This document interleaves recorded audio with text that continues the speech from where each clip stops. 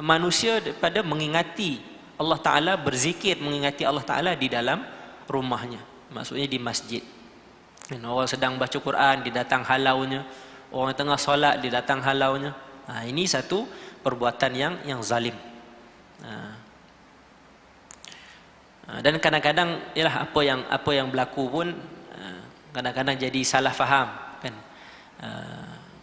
Bawa anak yang mungkin agak tak adalah remaja, bawah sikit pada remaja, yang kanak-kanak kan, datang solat sekali-sekala bertembung dengan setengah AJK masjid ke, ataupun orang yang jemaah-jemaah yang tegar di masjid, jadi tegur kan, itu tegur, jangan bising sangat di masjid, jangan buat begitu, jangan buat begini.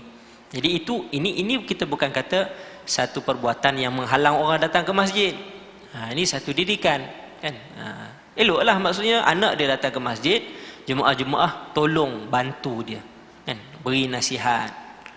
Tak adalah dengan teguran-teguran itu bermaksud orang ni orang yang paling zalim. Inilah yang disebut dalam Al-Quran, dia menegah daripada orang datang ke rumah Allah. Habislah macam tu kan. Jadi pakat sama-sama kita tolong menolong dalam kita mewujudkan generasi yang cintakan rumah Allah.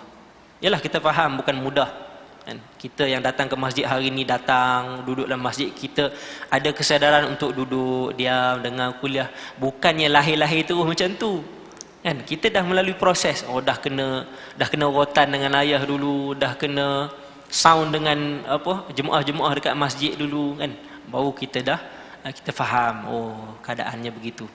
Jadi perlu ada proses, dan proses itu kita kena sama-sama tolong menolong kan. Dan ibu bapa pula, janganlah kita meletakkan tanggungjawab tu sepenuhnya pada jemaah. Tak apalah, saya nak solat ni, adalah jemaah-jemaah yang tolong jaga anak saya nanti.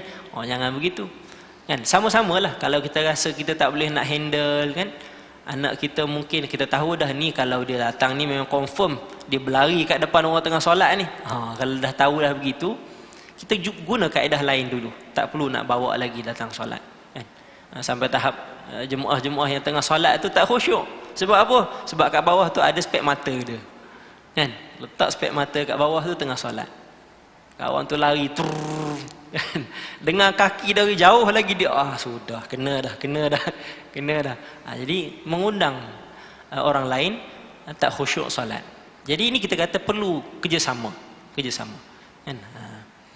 Sebab apa? Sebab apabila kita faham masjid itu rumah Allah, maka kita datang bukan untuk kepentingan diri kita saja kan. Orang lain datang pun kita kena alu-alukan.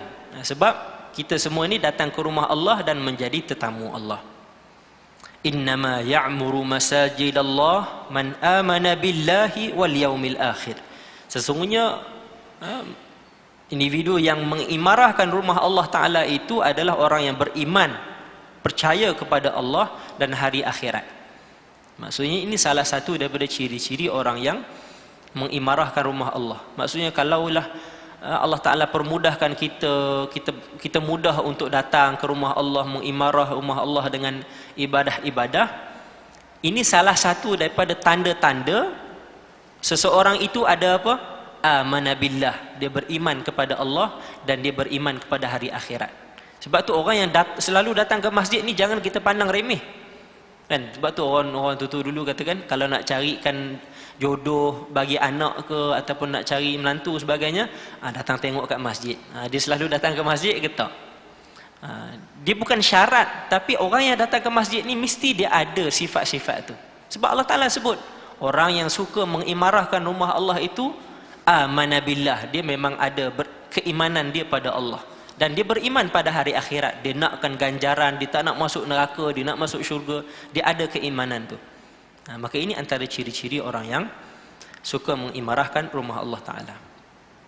Dan ada beberapa ayat Al-Quran lain yang membicarakan tentang fadilat dan kelebihan rumah Allah ataupun masjid ini, dan insya-Allah kita akan sambung pada siri-siri perbincangan akan datang. Sebagai kesimpulan, apa yang kita bincangkan pada malam ini sebagai mukaddimah berkenaan dengan adab ataupun keistimewaan masjid, seperti yang saya sebut daripada awal tadi, moga-moga ia memberi panduan dan sedikit tips kepada kita untuk dapat sama-sama kita mengisi